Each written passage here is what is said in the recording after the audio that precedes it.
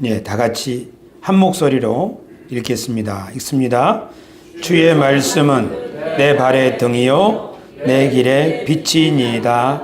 아멘. 할렐루야. 아멘. 한 주간 평안하셨습니까? 인사합시다. 하나님 여러분과 함께 하십니다.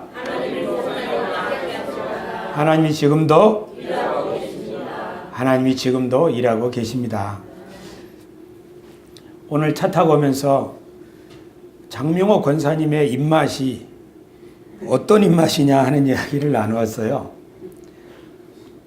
사람에게는 맛을 느끼는 감각, 이 혀가 있습니다. 혀로 느낄 수 있는 감각이 몇 가지죠? 어떤 맛이 있습니까? 혀가 느끼는 맛은 단맛, 짠맛, 신맛, 매운 거는 맛이 아니고 촉감이래요. 쓴맛, 이렇게 단맛, 쓴맛, 신맛, 짠맛. 근데 하나 더 최근에 학자들이 밝혀냈답니다.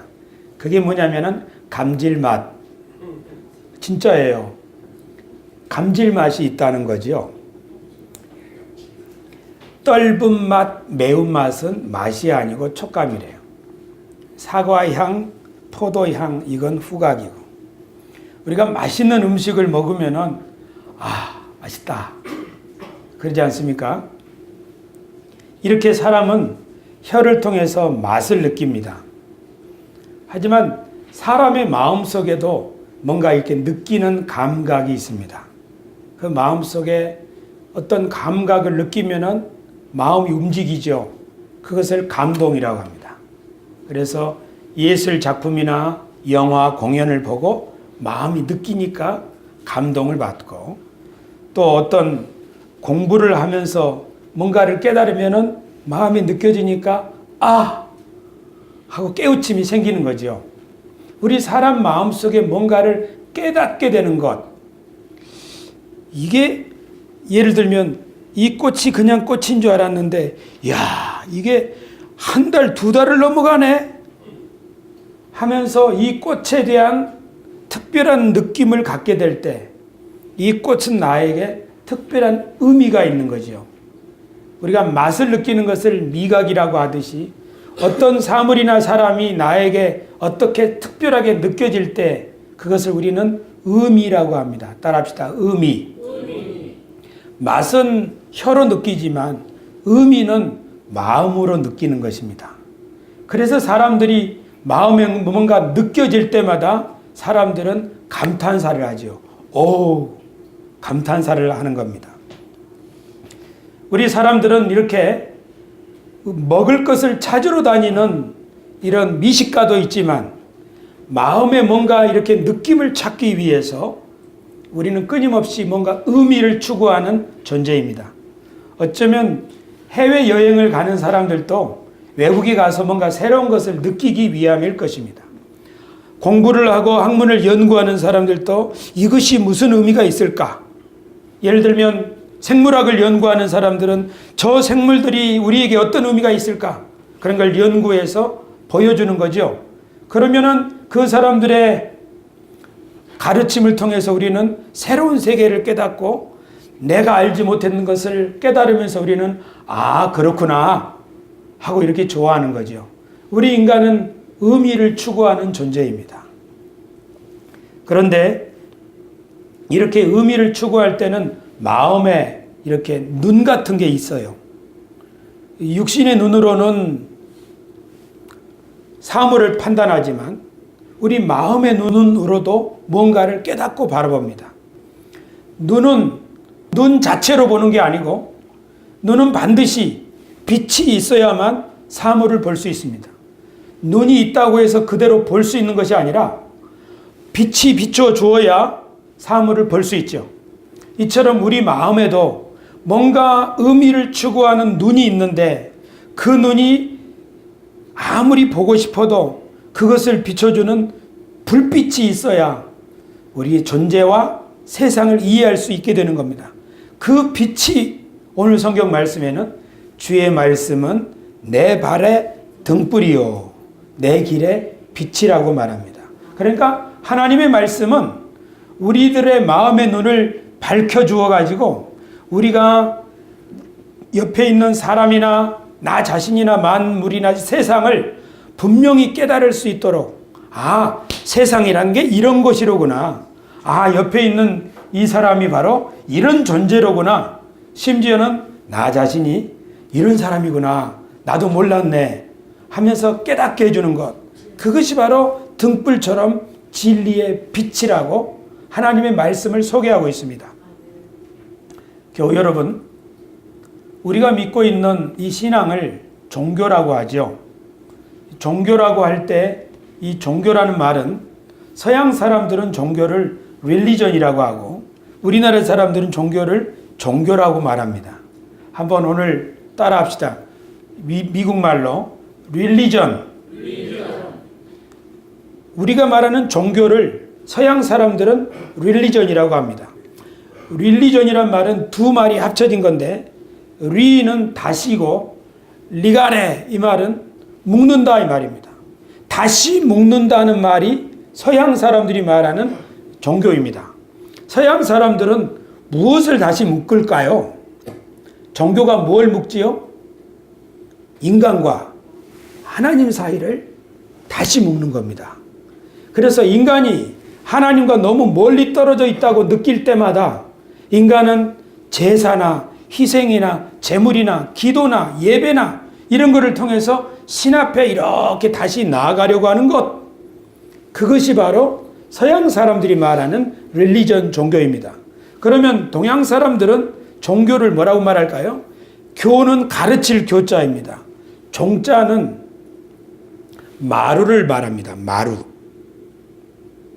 마루라고 하는 것은 제사를 지낼 때 음식을 놓는 판판한 판을 가리키는 겁니다. 그 위에 지붕이 있으면 사당이 되지요. 그래서 동양에서의 종교라고 하는 것은 신에게 제사를 드리는 것과 관련이 있습니다. 신에게 왜 제사를 드립니까? 신과 우리와의 관계를 가까이 해서 복을 받기 위함이지요.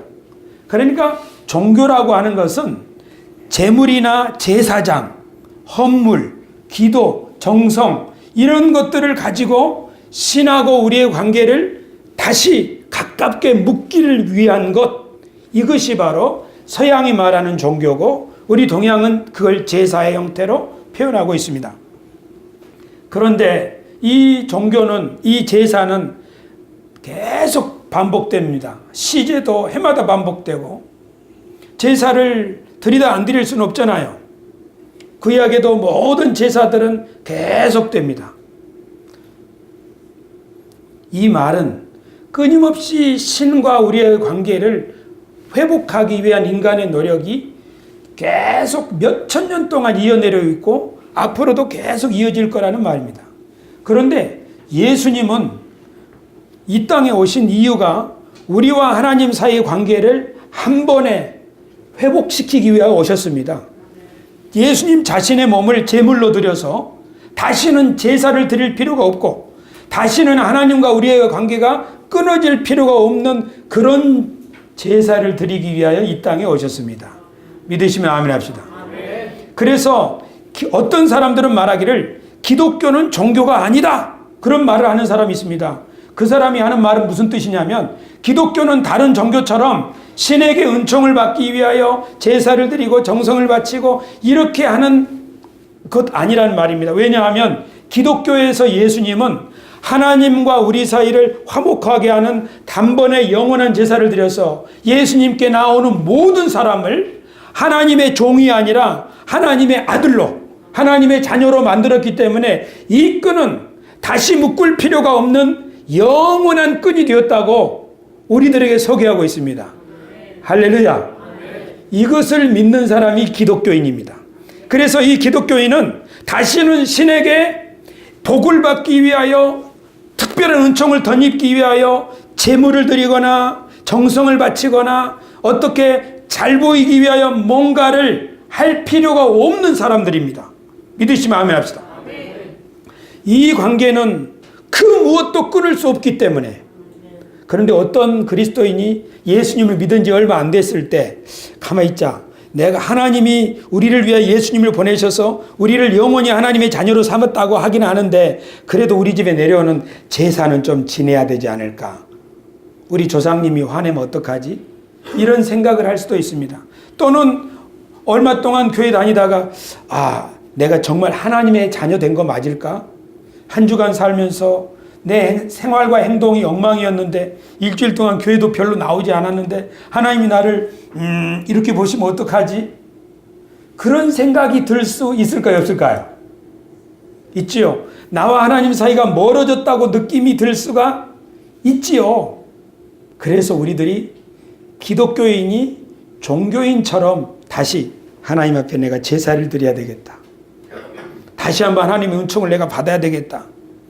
이런 마음을 가지고 계속적으로 하나님 앞에 뭔가를 하려고 할 수 있습니다. 저도 그래왔고요. 왜 그런가 하면 예수님이 우리를 위해서 단번에 영원한 제사를 드려서 우리와 하나님 사이에 결코 끊어지지 않는 매듭으로 우리를 묶어주셨다고 하는 사실을 잘 모를 때마다 사람은 그럴 수 있습니다. 어떻게 보면 기독교라고 하는 이 우리의 신앙은 종교는 종교이지만 다시 끊어지지 않는, 다시 제사를 드릴 필요가 없는 영원한 종교라고 저는 믿습니다. 할렐루야. 오늘 저와 우리 교회 오기로 약속한 청년이 한 사람 있는데 아직 안 왔어요. 아마 못 오는 것 같아요. 이 친구는 일본에서 발생한 종교인 천리교를 할머니가 믿어요. 얼마나 열심히 믿는지 내 자녀들을 다 꽉 잡고 있어요. 그래서 천리교에서는 무슨 제사 할 때마다 100만 원, 50만 원 걷어가는 거지요. 그런데 이 23살 청년이 봤을 때 저 교회는 이쪽 황학동에 있습니다만 도대체 우리 아버지 어머니한테 왜 돈을 뺏어가는 거야? 그러면서 나는 종교 때문에 사촌, 부모 이렇게 원수지간이 되고 내 인생을 송두리째 빼앗겨 버렸는데 나는 더 이상 그렇게 하지 않을 결심을 한다라고 카톡 상태 메시지에다가 쓴 거예요. 그래서 제가 그걸 보고 저기 3년 전에 옹달샘에서 만난 친구이기 때문에 야, 너 결심했구나, 축하한다. 그랬더니 만나자고 그래가지고 만나서 얘기를 들어보니까 3년 전에는 고등학교 중퇴한 학생인데 머리를 이렇게 장발로 길러가지고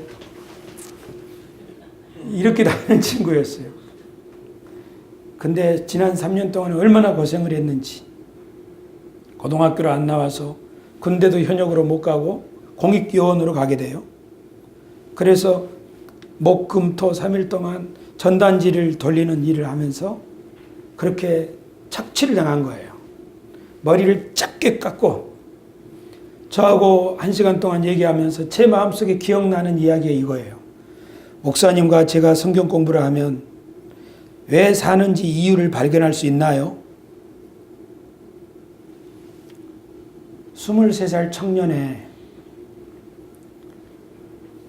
그래서 내가 소망을 말해줬죠.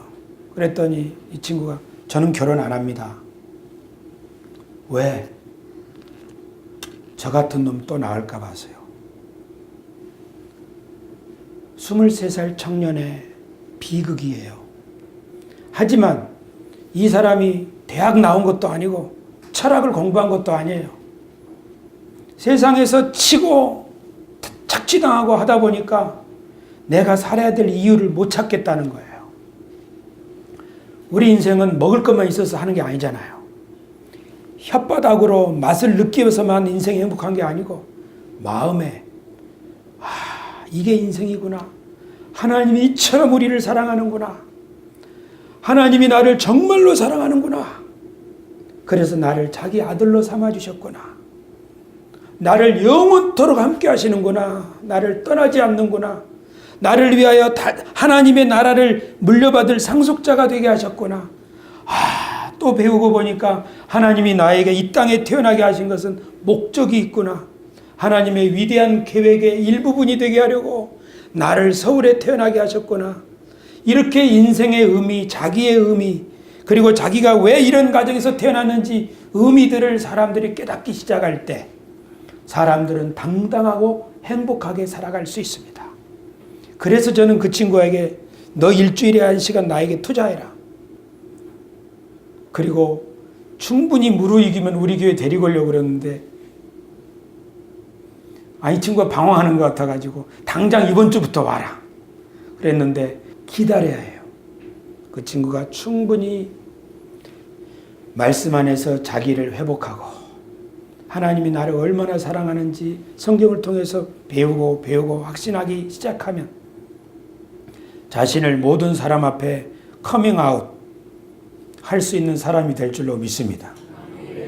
그리고 아리따운 아가씨를 보고 사랑의 감정을 느껴서 나도 나 같은 사람을 낳아야 되겠다. 그런 긍정적인 생각을 하게 될 날이 오게 되리라고 저는 믿습니다. 우리가 성경을 배우는 이유가 이겁니다.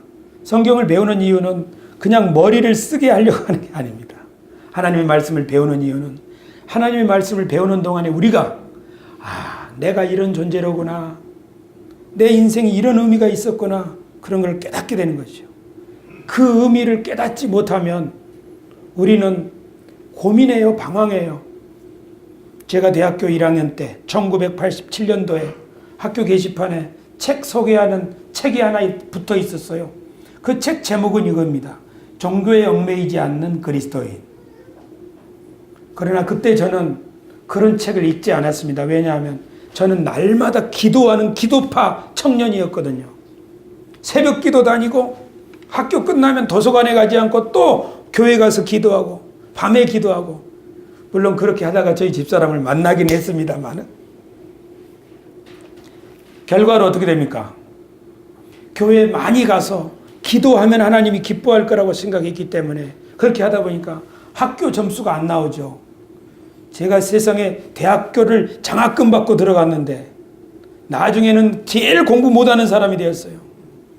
얼마나 공부를 못했는지 30년이 지난 지금도 악몽을 꿔요. 제가 꿈에 선생님이 10가지 시험 문제를 가지고 오셨는데 그 중에 풀 줄 아는 것이 하나도 없어요. 그래가지고 쩔쩔매다가 꿈을 깨요. 그러면 제 심정이 어쩐 줄 아세요? 비참하다. 그래서 무릎 꿇고 그 입을 위해서 기도하는 거예요. 하나님, 도대체 저는 왜 이런 꿈을 꾸는 거예요? 그랬더니 저랑 성경 공부하는 오보강 청년이 저한테 말하는 거예요. 목사님, 그때는 그럴 수밖에 없었다고 인정하세요. 그걸 내려놓아야지. 성경 공부하던 청년이 저에게 상담을 해 주었습니다. 뭔 얘기입니까? 청년이 종교에 매이게 되면 하나님하고 나하고 거리가 끊어진 것 같기 때문에 그런 느낌 때문에 계속적으로 교회 가고 새벽이고 밤이고 그러다 보니까 청년이 꿈을 꾸어야 될 것을 못 꾸는 거죠. 이 청년이 뭘 모르는 거예요? 예수님이 우리를 위해 단번에 죽으신 그 십자가는 절대로 끊어지지 않는 거예요.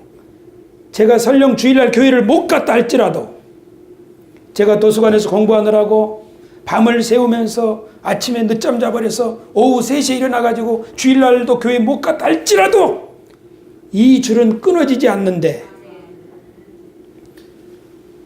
혹시 오늘 새벽기도 못 가면은 주님이 나를 싫어하실까봐 혹시 밤기도 못 가면은 나하고 주님의 관계가 멀어질까봐 영적으로 침체될까봐 그래서 저는 제 청춘을 종교에 바싹 메어가지고 그렇게 살았습니다. 다른 사람을 해롭게 하진 않았지만 제 가족에게는 큰 고통을 주었습니다. 시골에서 저희 완도 섬마을의 사람들이 대학교 아직 졸업도 하지 않는 저에게 저 집 아들은 서울에서 종교에 미쳐가지고 목사가 됐대야. 저희 어머님이 근심 가득한 얼굴로 서울에 와서 얘야 우리 동네 사람들이 네가 목사가 됐다는데 이게 웬 말이냐. 어머니 저 아직 대학생이에요. 사람이 대학교에 들어가서 지성이 발달해도 하나님의 복음의 말씀을 모르면 종교인이 됩니다. 그래서 유명한 박사들, 사회적으로 저명한 사람들이 이단에 빠져 있는 거예요. 지식과 상관없어요. 하나님이 우리를 얼마나 사랑하는지 이 줄은 절대로 끊어지지 않는데 그걸 모르면 사람이 종교에 빠지게 된다는 말입니다. 더 놀라운 사실은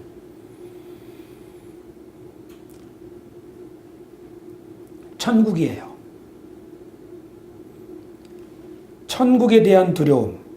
그러니까 어느 날 주님이 오실 때 사람들을 다 공중으로 들려 올려가지고 이 땅에 남아있는 사람은 엄청난 박해를 받는다는 영화나 이야기를 어렸을 때부터 배웠어요. 그래서 어느 날 오후에 낮잠을 자다가 벌떡 일어나가지고 주변에 아무도 없으면 다 들림받았나 보다고. 나만 남은 거 아닌가? 어느 날 교회에 좀 지각했는데 저 밖에서부터 오는데 교회에서 찬송 소리도 안 들리고 조용한 거예요. 이거 큰일 났다. 다 올라갔구나. 천국을 저 위로 올라가야 되는 세상으로 생각했기 때문에 천국에 들어갈 만한 준비가 못 됐을까봐, 신부 준비 못 됐을까봐, 기름 등불 준비 못 됐을까봐 그것 채우느라고 기름을 채우세 내정불에 하면서 날마다 기도해야 성령의 불길이, 성령의 기름이 채워져서 성령의 바람 기름 부음. 요새 기름도 부어준다고 그래요. 하나님 나라가 그런 게 아닌데 하나님의 나라는 예수께서 말씀하시기를 하나님의 나라는 너희 가운데 있느니라. 너희가 기도할 때는 빨리 우리를 천국에 데려가 달라고 기도하지 말고 하나님 나라가 오게 해달라고 기도해라. 네가 너의 자식을 미워하고 자식을 내 뜻대로 하려고 하면 그게 지옥이지 천국이냐? 그러나 내 자식을 하나님이 사랑하고 하나님이 보내셨으니 책임질 거라고 믿고 하나님께 맡기면 너 자식과 너 사이에 있는 행복이 보일 텐데 그게 하나님 나라다.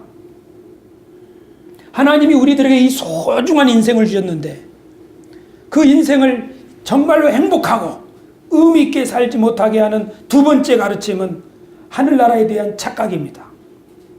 하늘나라를 오해하니까 기름 등불 준비 잘 하지 못하면 탈락될까 봐서 그래서 또 기도 시간을 기도 아침에 일어나면 성경 그거 믿음이 좋은 줄로 알았어요. 그 믿음이 좋게 보이는 것 뿐이에요. 무엇이 믿음입니까? 믿음이 뭐지요? 하나님의 말씀에 긍정적으로 반응하는 거예요. 하나님이 다시는 이 끊어지지 않는 관계, 다시는 내가 너희를 버리지 아니하고 너희를 떠나지 아니하리라. 그 말씀을 믿는 게 믿음이죠. 기도 많이 하는 게 믿음이 아니라고요. 오해하지 마시기 바랍니다. 믿음이 있어야 기도합니다. 그러나 제가 말씀드리는 이유는 우리 가운데 지금 이 말 듣고 막 불안한 사람이 많거든요. 목사님 강단에서 지금 기도 많이 하는 게 믿음이 아니라고 말하니 이 일을 어쩌면 좋노? 이렇게 걱정하는 분들이 많아요. 지금 저를 염려해 주시는 분들이에요. 예수님의 제자들이 예수님에게 말했습니다. 선생님, 그런 말씀하시면 저 사람들이 시험 들 텐데요. 예수님의 제자들도 그랬습니다.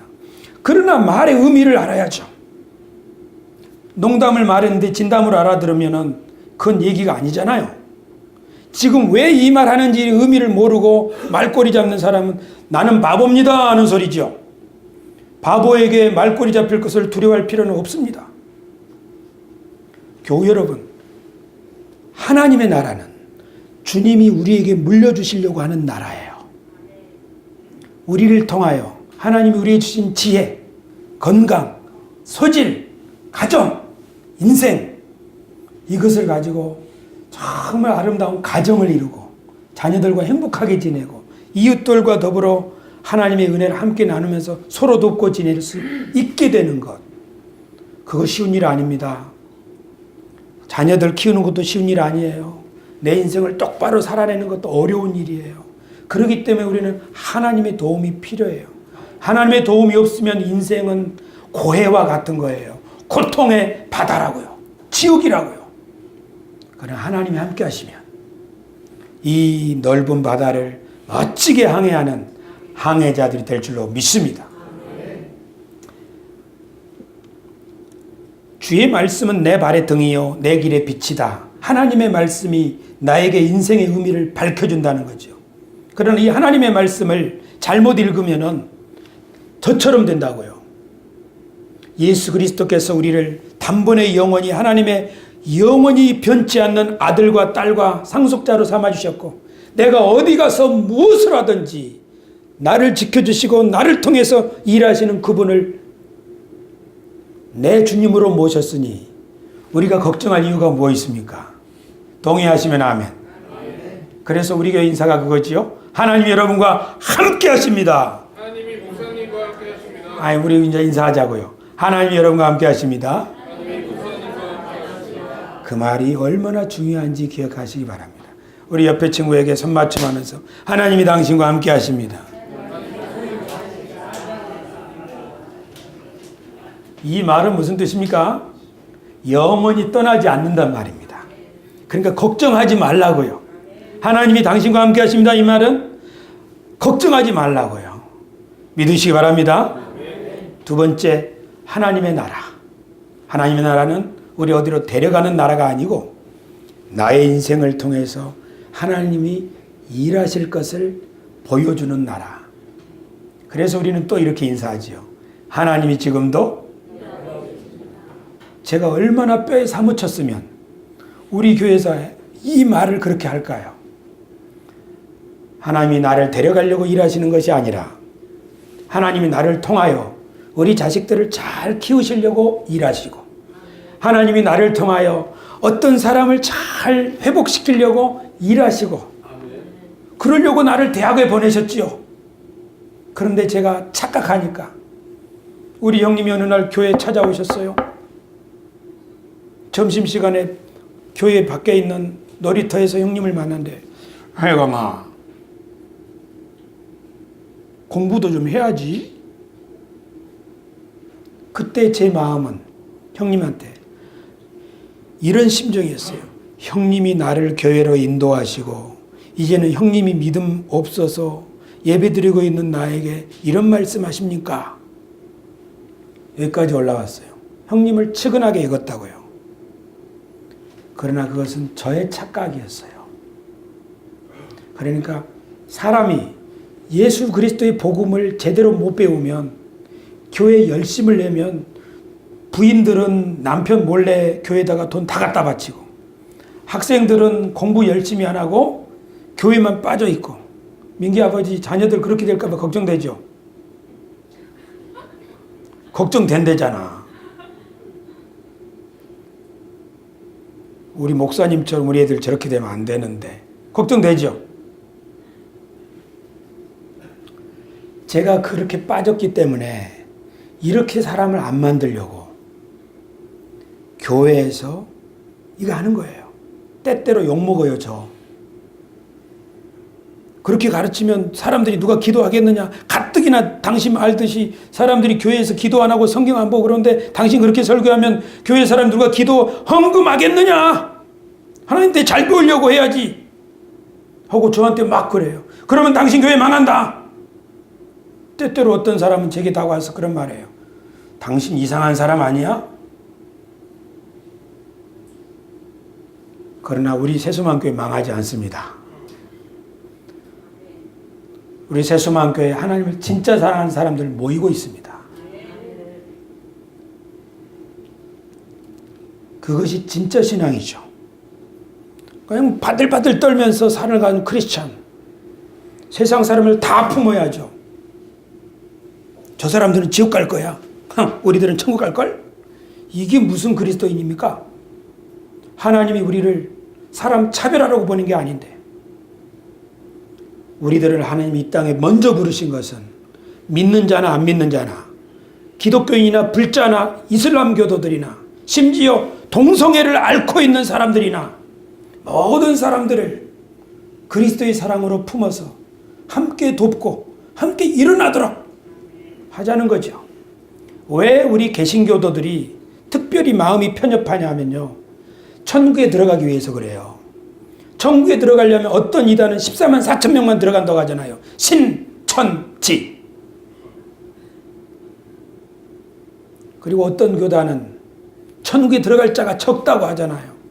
아주 몇 명만 들어갈 거라고. 열심히 기도하고 열심히 교회 빠지지 말고 헌금도 열심히 하고 그런 사람만 천국 들어갈 거라고 그러잖아요. 그러니까 사람들이 열심히 하다 보니까 쟤는 뭐 하고 있는 거야? 쟤는 지옥 갈 건가 봐? 우리들끼리 잘해보자. 믿는 사람들은 뭐 이런 교회가 세상에 필요합니까? 자기들끼리 잘 먹고 잘 살고 좀 자기하고 다른 사람들에 대해서는 심하게 비난하고 배척하는 교회가 이 세상에 필요합니까? 그런 교회가 필요 없기 때문에 예수님께서는 예루살렘에서 하룻밤도 주무시지 않고 베다니에서만 주무셨어요. 아주 작은 마을. 예루살렘에 뭐가 있습니까? 하나님의 성전이 있지요. 제사장들이 있지요. 모든 종교 지도자들이 있지요. 거기서는 하룻밤도 안 주무셨다고요. 그런 교회는 하나님이 안 계시는 거예요. 아무리 열심히, 아무리 많이 모이고, 아무리 화려해도 그렇지 않습니까? 두 가지 때문에 그렇습니다.